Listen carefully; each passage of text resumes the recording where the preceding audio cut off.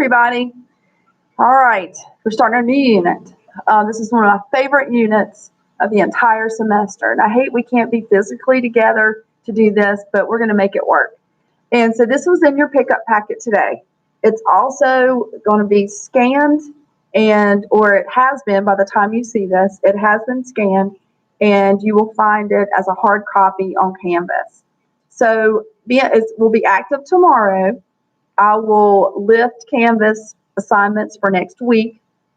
And at the top of this, you'll see that it's cell growth, development, reproduction, specialization, differentiation. Well, that's a whole lot of words in the same place. So basically what we're talking about is how do cells divide, why do they divide, what type of divisions are there, and why are they important and how they interact with each other. Part of this, we've also talked about stem cells earlier and about why certain cells become different types. So that will be talked about in this unit.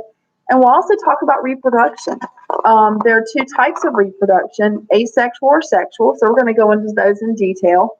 But to start off the unit, it's in the same vein of DNA. We talked about chromosomes and how bacteria have a circular chromosome, just one, and it looked like a double-stranded necklace, kind of like this. So this necklace has two strands to it, and a bacterial chromosome just looks like this. And there's only one in each bacterium. But we know that the rest of the organisms, the eukaryotic organisms, they have kind of X structure type of linear chromosomes. And those chromosomes are made up of double-stranded chromatin wrapped around protein. So we're going to talk about that. And that's going to be the feature of this mini lecture. So if we look at the top for number one, for chromosomes, we're just going to go through this, and I'm going to do the notes up here on the board, and then we will look at part of the notes will actually be here. And we're looking at two chromosomal pictures of two unborn children.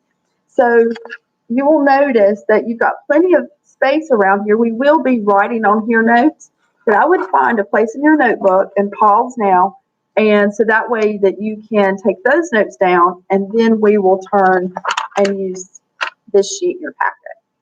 So if you need to, pause now, and then we'll get back started.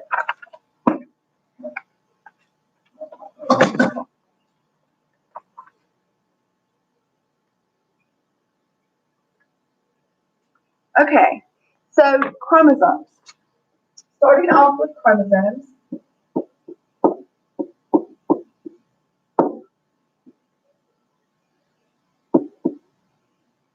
There is a unit presentation that is linked to Canvas, and I think I might have already even shared it with you. And it walks through this unit. And so at the beginning of the presentation,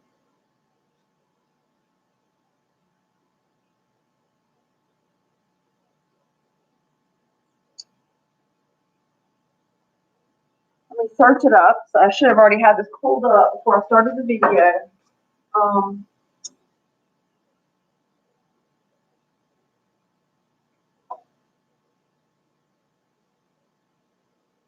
It's entitled Growth, Development, and Reproduction.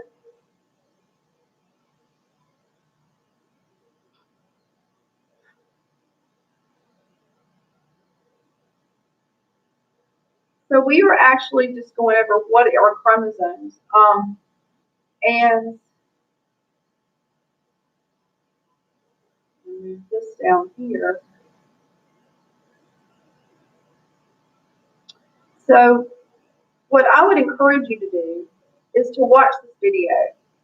This video talks about the story, kind of a view, and how chromosomes form and the type of information that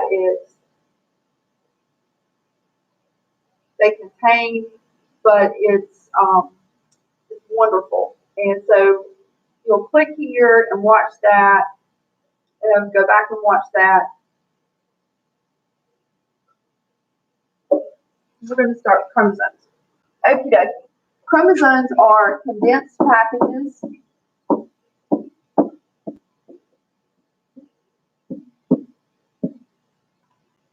of chromatin, DNA, and we know this is the double helix form of DNA, wrapped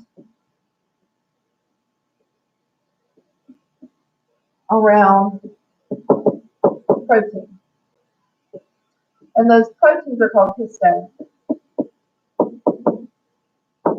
Okay? So we're going to draw that picture of how they form. Chromosomes are only found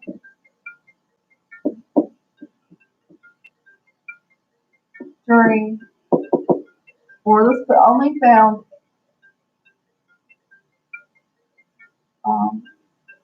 in cells undergoing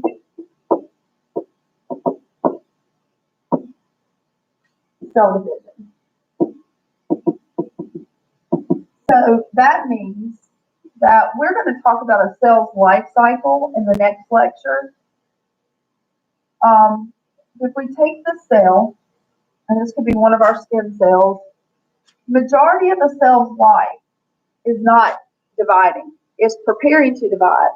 And so right here, in this small part of a cell's life cycle, is when we see DNA in the form of chromosomes. Other than that, DNA is in the form of chromatin, like the models that you made.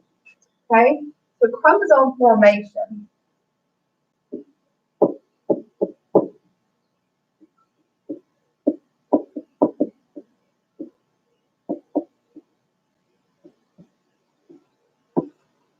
So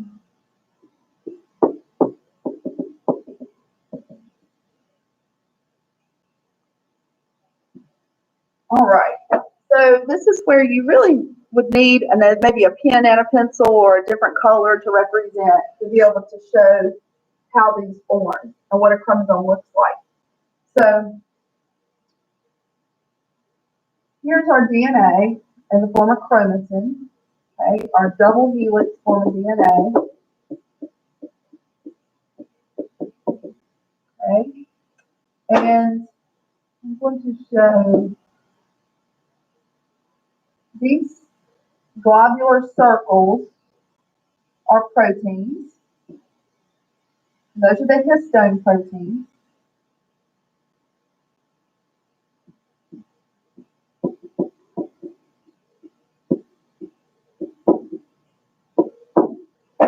So what has to happen is this DNA has to wrap around these proteins like this. And when it does, it's just like if you buy thread or you buy yarn, and even if you don't buy it, but you just go by that section, let's say at Walmart, and near the fabric, and like a little spool of yarn, a spool of, a skein of yarn or a spool of thread, they don't just give you a mess of string and say, okay, here's your string, or here's your thread, or here's your yarn. They actually wrap it in a nice little package, and that nice little package is like a chromosome. Your DNA would be awfully hard to separate into two new cells if it's not in a nice little neat package. So you may recall that in order before a cell can divide, its DNA has to double. So it has to be able to have an instruction manual to give to the new cell. So DNA doubles, and now that it has extra DNA, it's got to package itself up so that way that DNA can be separated evenly and equally into two new cells. So that's really the purpose of chromosomes. It's just easier to package it up, separate it into two brand new cells, having the same DNA. Okay? So we've got this wrapping, and it's going to coil and coil and coil until eventually we're going to have a chromosome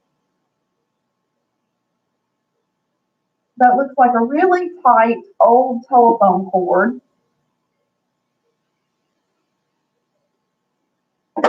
And there would be some more proteins inside of there that we can't see. So, you'd have some proteins in here, okay? So this is a chromosome. And again, this would be a eukaryotic chromosome because it's linear. It looks kind of like an X. Some of them may even look like a Y, but let's look at the parts of a chromosome. So the centerpiece right here is called a centromere. So we know centro is center, and when you look at the mere part, it kind of means come in the center too. So we've got a centromere holds the two parts of a chromosome together. It acts kind of like a button that holds the two sides together. So it would be like something like this. So if this is one side of the chromosome and this is the other side of the chromosome, they're identical. It would be like them having a structure that holds them together there in the very center. And so before DNA replication, you would have this, DNA doubles, and now it has an identical sister. So they can be separated and each side will go into a new cell. So each part is called identical, genetically identical, sister chromatids. So those are the identical parts of a chromosome. So eventually in cell division, will both go their separate ways. The centromere holds them together. Okay? So that's what chromosomes are, how they're formed, and what they look like. So now, if we look at, I'm going to draw another chromosome. So what information do they contain? Well, you may recall that every species has its own number of chromosomes. For us, we have 46 chromosomes in every single one of our body cells. For a fruit fly, there's 8. There's different chromosome numbers for each species. So when we look at one, now this is like, actually it's tightly coiled, but we're going to make it look more like a cartoon. So if we look at chromosome, we're going to draw it having 2 parts.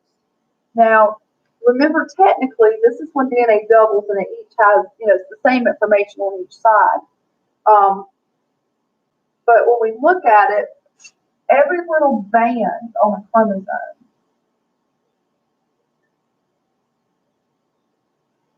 represents a gene.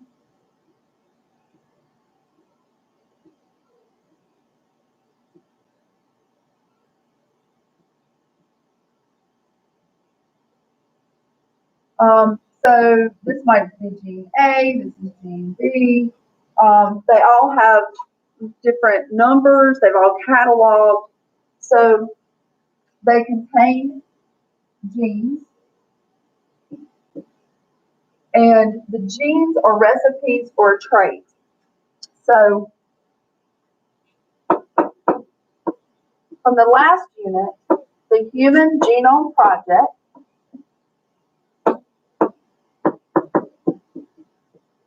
that was finished under Bill Clinton's presidency, just to kind of give you a reference. It was a worldwide initiative to be able to map the entire genome of humans. So every single chromosome, try to figure out what do every one of these genes give you. What is it a recipe for? And so the Human Genome Project did that. So it mapped the entire human genome and trying to figure out what kind of information does each of these genes give you. And so your activity that you're going to do today is the research of a chromosome, and we'll talk about that at the end of this session. Okay? So each gene, multiple genes make up a package of a chromosome. So according to this, if this was a book, then a chromosome would be a chapter, and each page would be a gene. Okay, next. So we've done structure, we've done function, inheritance of genes. We're going to talk about that next, and chromosome number. Okay.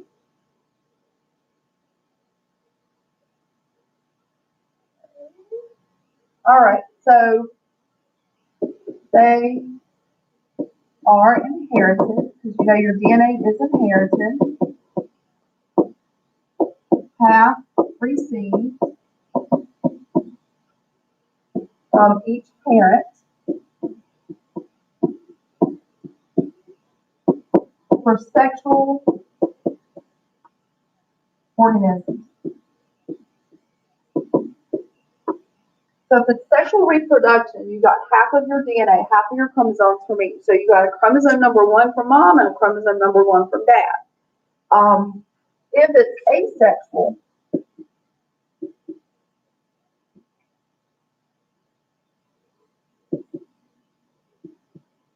the entire,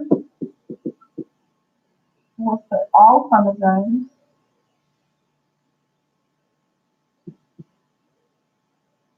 the identical, let's just say an identical copy of one parent's chromosomes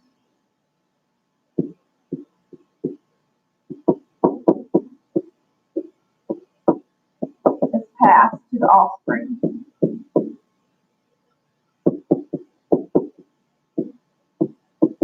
And that's why we call the offspring produced asexually clones of that original. So there's no genetic variation, there's no differences between the product of that type of reproduction and the parent that made it. All right? Now, so chromosome number.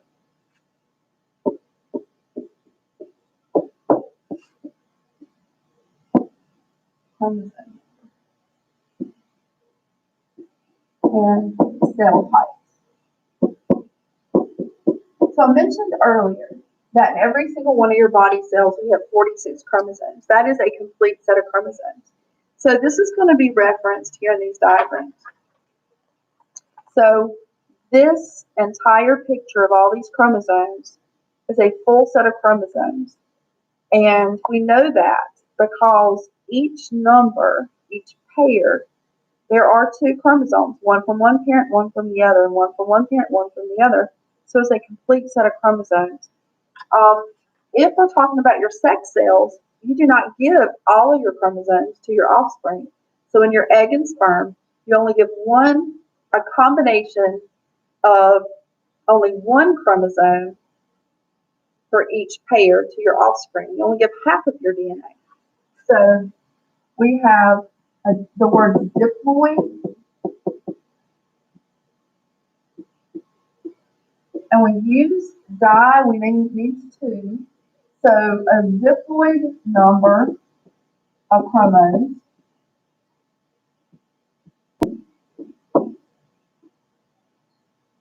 equals a complete set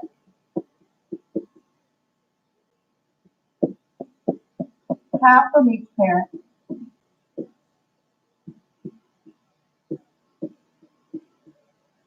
Okay, so that means that any of your cells that have a complete set of chromosomes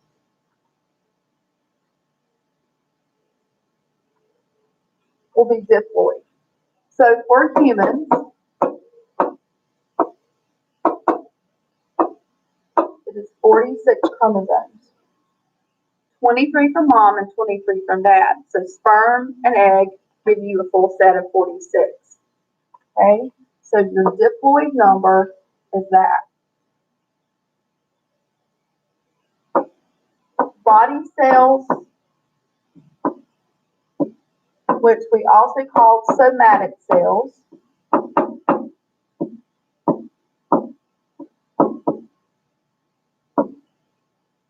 are diploid. So any cell that makes up your body, except your sex cells, because your sex cells are just in your gonads. So the cells that make up your ovaries, they have 46 chromosomes. The eggs within your ovaries, 23 or half. The cells that make up your testes, 46 chromosomes. But the actual sperm that are made would have half or 23. So that half means haploid.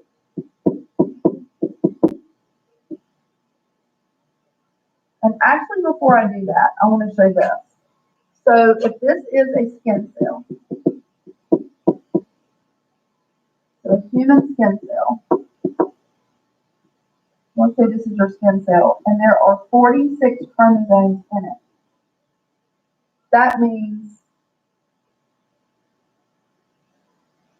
DNA doubles. Remember, before cells can divide, DNA has to double. 92, and then it splits into 46.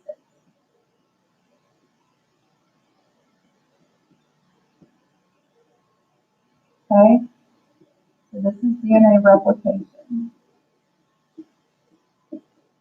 So all your diploid cells are body cells, and they are produced by mitosis. Okay, now haploid cells.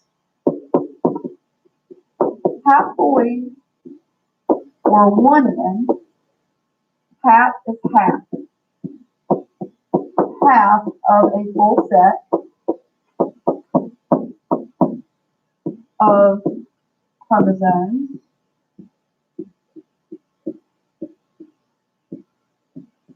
Cells that are haploid are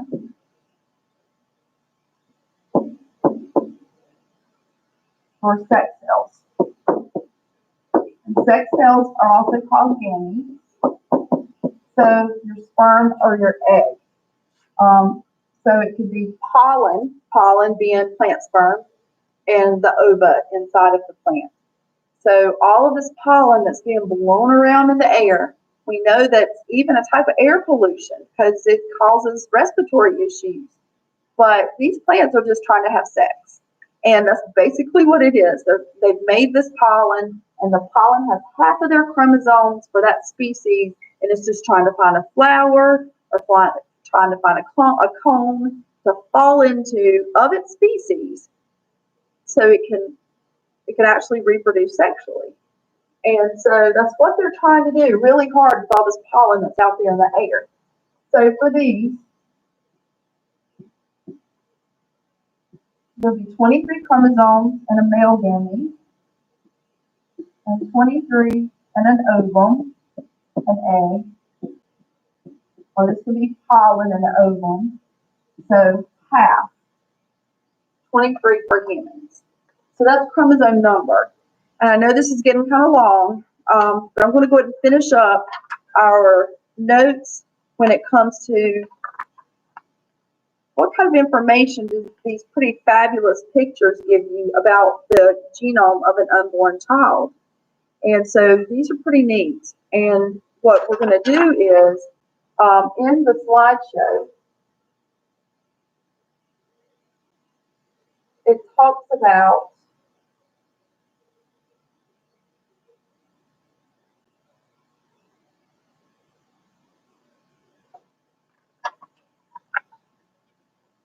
eventually, somewhere in here, you're going to have some openings that are found in your packet. So in the 4-sheet of your packet, there are actually openings, and they're based upon this slideshow. And the first opening that you'll come to actually talks about going to slides 6 and 7, and you're going to watch this little clip. And it's by this process, amniocentesis, that we get these pictures from unborn babies. And so they're done if we think that there's a possibility that the child will have a genetic defect or some type of birth defect or genetic disease. And they're taken when a mom is pregnant at a certain point in her pregnancy and gestation, when they can take a needle and they actually stick it through the belly into the uterus, and they pull out amniotic fluid. And so as the baby's been in there kind of floating around in the amniotic fluid, it's losing skin cells just like you do. And they've taken one of those skin cells, break open the nucleus, and they make these really cool pictures of the baby. So we can find out some information about the baby before it's born. And that way the mom and dad are aware of maybe potential problems, or if there any distress for the infant before, or the fetus before it's born. So amniocentesis is just one of the tests that can be used to make one of these. So let's talk about how do you read it? How do you tell if this is a boy or a girl or if they have genetic defects? So I'm going to put this under the Elmo, and I may need to actually move this a bit closer so you can see. So let's go and label this, and I'll make sure I'm trying to talk loud enough so you can hear me.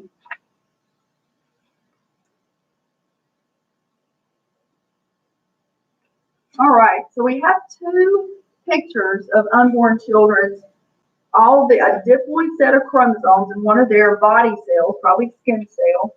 So that's what we're going to do first, is we're going to say that this is a karyotype. So karyotype of two unborn children or fetuses. And what a karyotype is, it is a picture of a fetus's diploid or full set of chromosomes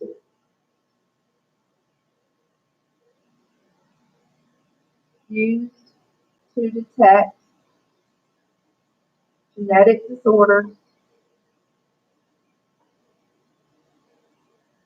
and gender. Now, these genetic disorders are not found just like on the genes. These are genetic disorders when you have a problem with the actual chromosome. So maybe it's broken off, there's a mutation in it, maybe you have too many or too few. That's what this test is used for. So if you have cystic fibrosis, or you have sickle cell anemia, or if you have Tay-Sachs, or if you have dwarfism or albinism, or PKU for that matter, this karyotype test will not detect those types of genetic disorders, only chromosomal abnormalities. Chromosomal abnormalities is one of the leading causes of miscarriage of babies that fail to, they kind of fail to thrive within the womb because of an issue with chromosomal abnormalities. So you're going to be able to read that, at least for a few different diseases. Okay, so the first thing we're going to do is there's two types of chromosomes that are actually in this. One are called autosomes. Those are non-sex determining chromosomes. Okay, so we're going to take this first one, and I would take if you have a couple different colors, I'd push this up, and let's see, we are going to circle, this is number 23 right here. So we have 23 pair of chromosomes. 2 times 23 should be 46 total. We're looking for 46, okay? So we are going to circle out, separate pairs 1 through 22. So 2 times 22, you have 44 of these chromosomes. I don't see too many or too few. These are called autosomes. So pairs 1 through 22, or 44 total chromosomes, are autosomes, sometimes called body chromosomes. They are non-sex determining. Okay?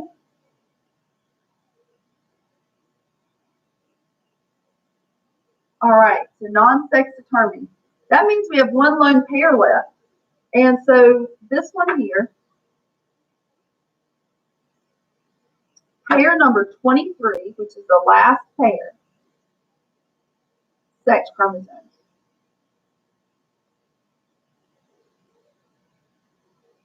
The last pair, number 23. So how can you tell if this is a boy or a girl? Okay, so if you'll notice, even though this kind of curled up, I mean, if we lengthen it and straighten it out, it will be the exact same size as this one. So if you have two that have the same size, it's going to be a girl. Okay, look at this one. This is number 23. This one has a long one and a short one. This one's a boy. So if it's XX, two of same size,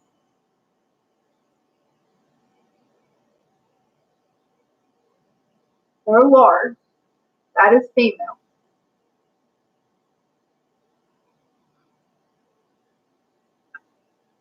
Now, sometimes a little bit, a female fetus will only be born with one of those. So there's one missing. So instead of XX, they just have one X. And so that disease is called Turner syndrome. X, and we call it XO because the O is a placeholder. So you basically would just have the one, and you would have 45 chromosomes instead. So XO, missing an X, is Turner syndrome. Okay? So that is an abnormality, okay, for the female sex chromosome. We go down here at the bottom. So this is an X and this is a Y. So X, Y, that's the short. So that is a male. Likewise, you can have a problem with this. There could be multiple issues, but we're going to do, there's one genetic disease called Klinefelter's. It's a chromosomal abnormality in males, and it is an XY, so they have an extra X. Now, having an extra X doesn't mean that it, is going to lead to a different sexual orientation. Okay, that's not what we're talking about here. If we back up for that female that only has one X, she has less female hormone being produced. And so she will not actually go through puberty fully. She will not have a period and go through a menstrual cycle each month. She will not have bio-produced eggs, so she will be sterile. For this male, but if it's XXY, it will be the same. That XXY male will produce less testosterone and will not fully go through his secondary sex characteristics. So he will not go through puberty completely, and he will also not make viable sperm. So he'll be sterile as well. So this is called, you have XXY, it's called Klinefelter syndrome.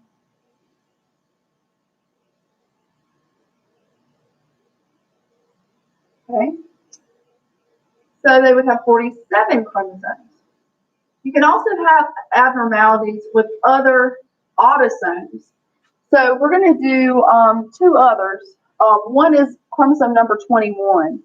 If you have three 21s, so you're supposed to have two 21s, but if you inherit three 21s is called trisomy because it's tri. This will be trisomy 23.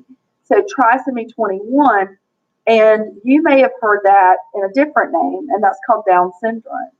So let's make this male have Down syndrome. So we're going to give it another one. And this is number 21.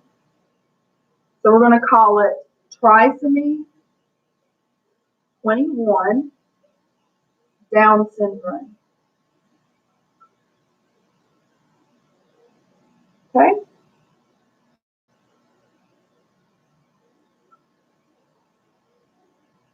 And then we're going to look at one last one, and we're going to give it to this female, trisomy 13. It's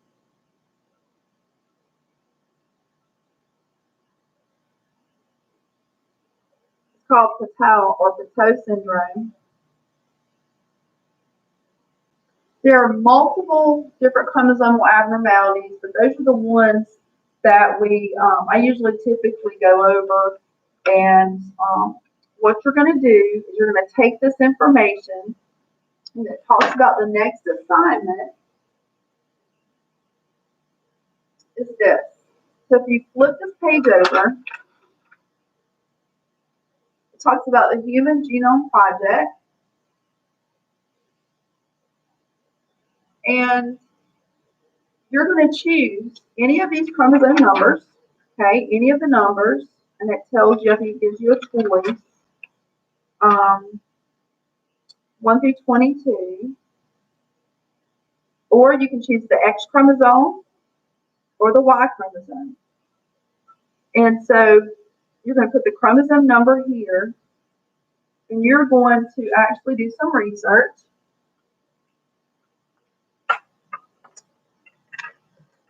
And this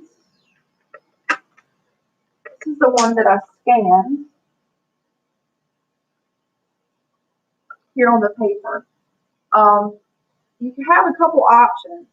If you do not want to do, you're going to choose the number and you're going to try to map this chromosome. Try to find out what genes are found on this chromosome.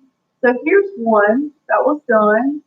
You're going to draw it on a piece of paper, or you have the option to draw it using Google Draw, and you can share it on a document. You're going to share it. If you draw it on a piece of paper, you can take a picture and send me the information, or you can do it with sidewalk chalk. But you're going to draw the chromosome relative to its size and label 3 different genes that are found on that chromosome. You can see that on this one, there's an Alzheimer's gene, there's a prostate cancer gene, and you're going to label 3 different genes, and then it tells you to email a description of each of those 3 genes. So tell me, like, if you want to do glaucoma or whatever the genes are, you're going to tell us what kind of disease or what kind of information does that gene provide the cell. Okay, so this is the activity. Here's a couple samples done. But you'll have to actually search this information online. And the easiest way to do that is to Google chromosome map for or chromosome map of, and you just put in the chromosome number. So this is the activity that you're going to do, and you're going to send that in to me this week. Okay. Next, it's going to tell you to do this page of practice questions and the questions on the back. Okay. Then this is where the openings start, and they fall in line with the slideshow.